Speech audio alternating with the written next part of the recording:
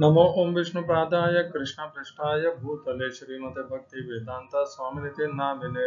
हरे कृष्ण कृष्ण कृष्ण हरे हरे, हरे राम राम राम हरे हरे। श्रील ऐसी भक्ति वेदांत स्वामी प्रभुपाद की जय। आचार्य महात्मा गांधी जी की जय। भगवद गीता 2020 में आपका स्वागत है। आज 13वें अध्याय का अंतिम श्लोक हम ले रहे हैं। बहुत पीछे चल रहा हूँ और क्षमा चाहता हूँ। अब तक तो 18 अध्याय समाप्त हो जाने चाहिए थे। पुनर्कथन कर लेते हैं पिछले श्लोक का। यथा प्रकाश यत्येकः कृष्णं लोक इमं रविः क्षेत्रं क्षेत्री तथा कृष्णं प्रकाशयति भारत। हिंदी अनुवाद गीता यथारूप श्रील प्रभुपाद। हे भरतपुत्र, जिस प्रकार सूर्य अकेले इस सारे ब्रह्मांड को प्रकाशित करता है, उसी प्रकार शरीर के भीतर स्थित एक आत्मा सारे शरीर को चेतना से प्रकाशित करता है। यहाँ पर भगवान ने प्रकाशित शब्द का प्रयोग पहली और दूसरी पंक्ति में किया है, परंतु ये जो प्रकाश है ये जीवन का प्रकाश है। सूर्य अपने प्रकाश के माध्यम से इस पूरे ब्रह्मांड में जीवन प्रदान करते हैं। उसी प्रकार आत्मा अपने प्रकाश के माध्यम से शरीर में जीवन प्रदान करती है।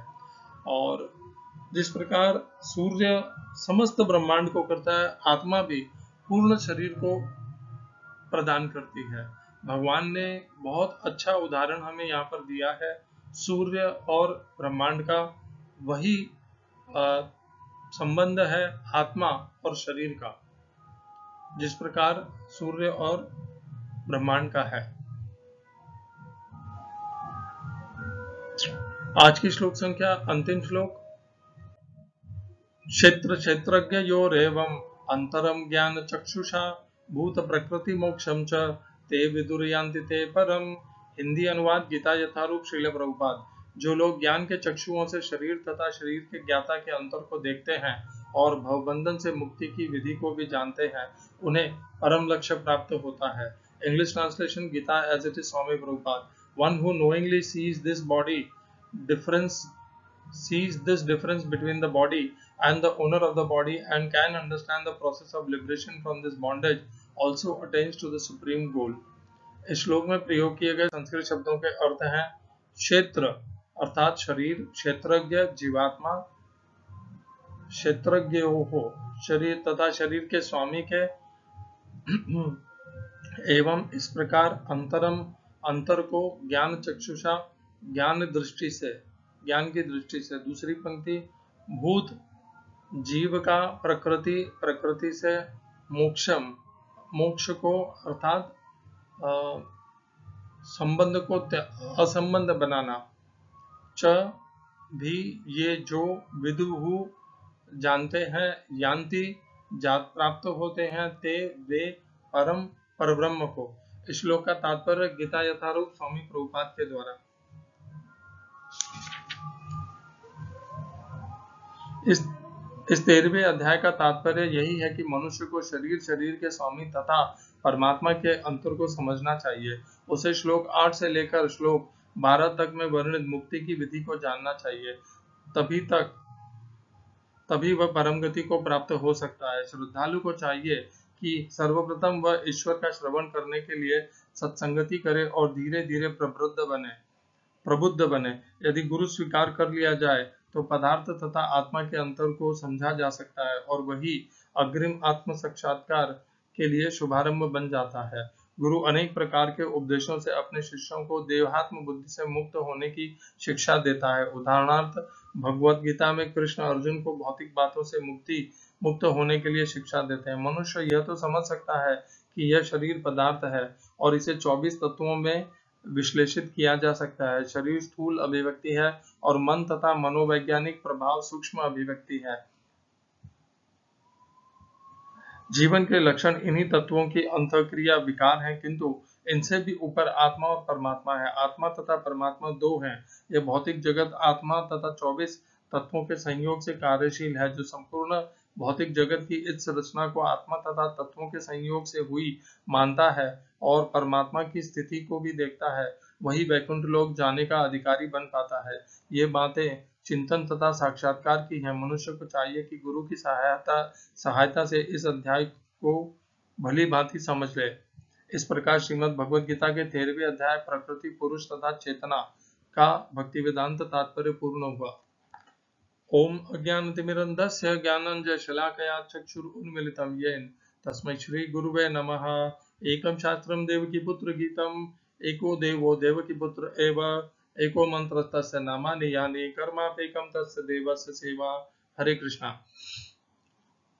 क्षेत्र क्षेत्रज्ञ इन दोनों के बीच में यो हो, इन दोनों के मध्य में क्षेत्र अर्थात शरीर अर्थात देह, क्षेत्रज्ञ अर्थात जीवात्मा भगवान का अंश अणुआत्मा। इस प्रकार इन दोनों के बीच में ये भेद है, ये हमें इस अध्याय में इसका अच्छे से विश्लेषण हमें मिला है। क्षेत्र को 24 तत्वों का बना हुआ है, यह 6ठे और 7वें श्लोक में आया था। तो भगवान ने पहले क्षेत्र बताया था, फिर ज्ञान के विषय में बताया था कि ज्ञान क्या होता है 8वें से लेके 12वें श्लोक तक, फिर 13वें से लेके 20वें श्लोक तक ये बताया था कि जानने योग्य क्या है, ज्ञेयम क्या है, जिसको ज्ञान के द्वारा जाना जाता है वो क्या है।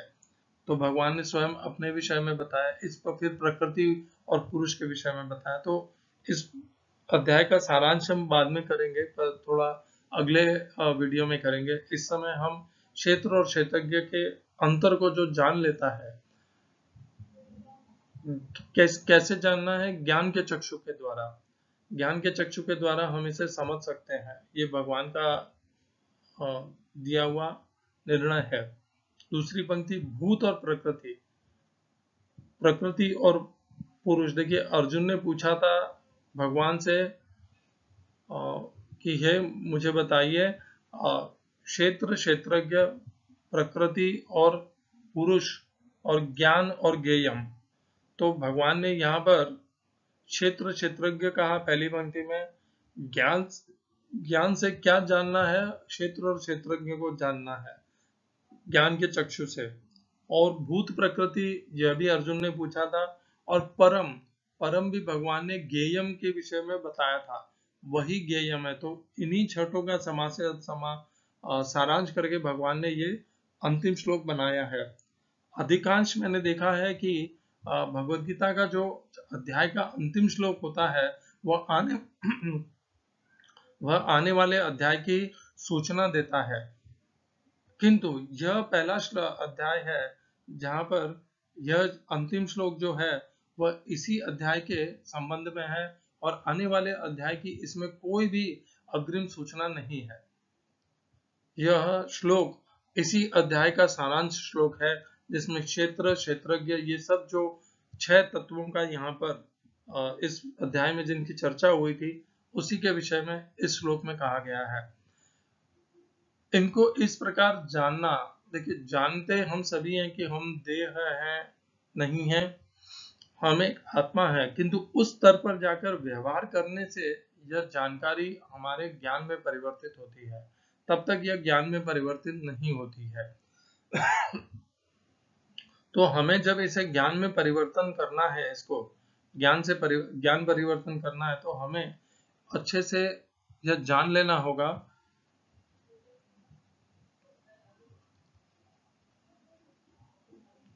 इसे अपने व्यवहार में उतारना होगा। जब हम किसी से व्यवहार करते हैं, किसी विषय में सोचते हैं, इस संसार में व्यवहार करते हैं, तो हमें निरंतर यह बोध बनाए रखना है कि हम एक क्षेत्रज्ञ हैं और यह मेरा शरीर है जिसे मैंने धारण कर रखा है। इस प्रकार का यह जो ज्ञान दृष्टि है, अध्यात्म ज्ञान नित्यत्वम तत्व ज्ञानात्व दर्शनम एतत् ज्ञानम इति प्रोक्तम अज्ञानम यदतो अन्यथा। इस ज्ञान को सदैव बनाए रखना है, कभी इस ज्ञान को धूमिल नहीं होने देना है। मैं आज 16वें अध्याय का अध्ययन कर रहा था, तब मुझे उसमें देखा कि आसुरी संपत्ति का जहां पर भगवान वर्णन करते हैं, तो भगवान कहते हैं कि जो अज्ञान है वह भी आसुरी संपदा है। हम सब के भीतर अज्ञान थोड़े या अधिक प्रमाण में है ही। स्वयं मुझ में भी बहुत से विषयों के प्रति अज्ञान है और अज्ञान हमारे भीतर आसुरी संपदा है। हम सबका प्रयत्न होना चाहिए, हम अपने अज्ञान को हटा करके ज्ञान के दीपक को जला करके इस अज्ञान को नाश कर दें, क्योंकि जब तक यह अज्ञान हमारे भीतर रहेगा तब तक आसुरी संपदा भी हमारे भीतर रहेगी। आप देखिए बहुत से समय हम बहुत कुछ पहले से पूर्वाग्रह करके मान करके बैठे रहते हैं कि यही होगा, और बाद में कभी कभी वह पूर्वाग्रह और माना हुआ असत्य या मिथ्या भी प्रमाणित हो जाता है। ऐसा हुआ होगा हमारे साथ, अनेकों बार हुआ होगा, और कुछ ने ऐसा अनुभव नहीं किया होगा क्योंकि उन्हें अभी तक चेतना उतनी जागृत नहीं हुई है। किंतु जो वैष्णव होते हैं, जो निरंतर अपने ऊपर संशोधन करते हैं, उन्हें यह ज्ञात निश्चय होता है कि हमने जो पहले माना था वह आज मिथ्या और असत्य प्रमाणित हो गया। इस प्रकार इससे हमें यह बोध होना चाहिए कि हमारे भीतर बहुत सा अज्ञान भी है। ज्ञान तो है हमारे पास, किंतु अज्ञान भी बहुत है, और जितनी मात्रा में हम अपने भीतर ज्ञान के दीपक को प्रज्वलित करेंगे, उतना ही वह अज्ञान का अंधकार, अज्ञान का आसुरी संपदा वह नष्ट होती जाएगी, और यह अत्यावश्यक है। और अभिमान भी एक आसुरी संपदा है। मेरे इस्कॉन के मित्र बड़ा अभिमान, उन्होंने मुझे कहा, पूछा कि अभिमान और अहंकार में अंतर होता है ना। मैंने उनके दिए हुए चर्चा के आह्वान को अस्वीकार कर लिया और उससे स्पष्ट बच गया। उसके पश्चात मैंने देखा कि उसी श्लोक में जहां पर मैंने अज्ञान कहा, वहां पर भी अभिमान शब्द भी आता है उस श्लोक में।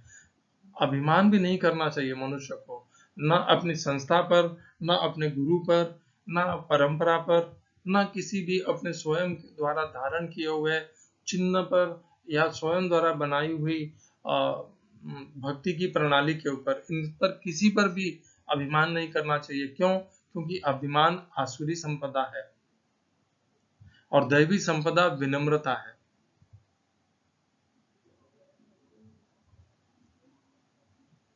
तो आसुरी संपदा अपने भीतर जो जो है, उन्हें पहले तो हमें यह पहचानना होगा कि आसुरी संपदा है कौन सी, और उसे जान करके हमें अपने भीतर से आसुरी संपदा को निरंतर निकालते जाना है, तभी हमारा उद्धार हो पाएगा। हम आसुरी संपदा को साथ में लिए प्रगति हमारी शीघ्रता से नहीं होगी और ज्यादा होगी भी नहीं। यदि हमें शीघ्र और अच्छी प्रगति चाहिए तो हमें आसुरी संपदा को अपने भीतर से निकालना ही होगा। उसके अन्यथा और कोई मार्ग है ही नहीं। हम पुनः लौट कर आ जाते हैं। इस प्रकार क्षेत्र, क्षेत्रज्ञ, और विशेष रूप से देखिए इस अंतिम श्लोक में भी अर्जुन ने नहीं पूछा था भगवान को कि परमात्मा भी है क्या। अर्जुन ने 6 ही विषय में पूछा था, क्षेत्र, क्षेत्रज्ञ, ज्ञानम, ज्ञेयम और प्रकृति पुरुष। किंतु इसी अध्याय में भगवान ने परमात्मा के विषय में भी कहा, और परमात्मा ज्ञेयम है यह भी बताया, और परमात्मा इस शरीर में होता है, उपस्थित होता है, यह भी बताया। अर्जुन ने जो नहीं पूछा था वह भी भगवान ने इस अध्याय में बताया कि जीवात्मा के साथ में परमात्मा भी शरीर में उपस्थित होता है, स्थित रहता है और सदैव रहता है, और वह कुछ करता नहीं है, न करोति है, न लिप्यते, और न वह किसी से लिप्त होता है।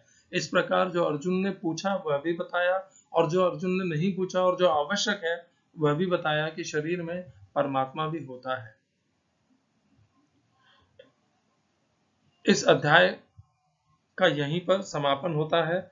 यह जो ज्ञान है यह अत्यंत आवश्यक है, इसे व्यवहार में उतारना बहुत ही महत्वपूर्ण है। इस अध्याय में भी प्रकृति के विषय में चर्चा की गई है, और आने वाला पूरा जो अध्याय है वो तो पूरा ही प्रकृति के ऊपर ही है, और प्रकृति के 3 गुणों के ऊपर ही है। तो प्रकृति का जो हमारा चर्चा है और चिंतन है, वह आने वाले अध्याय में और ज्यादा गहराई और केंद्रित हो जाएगा इसके ऊपर। हरे कृष्णा। श्रील एसी भक्ति वेदांत स्वामी प्रभुपाद की जय। आचार्य महात्मा गांधी जी की जय।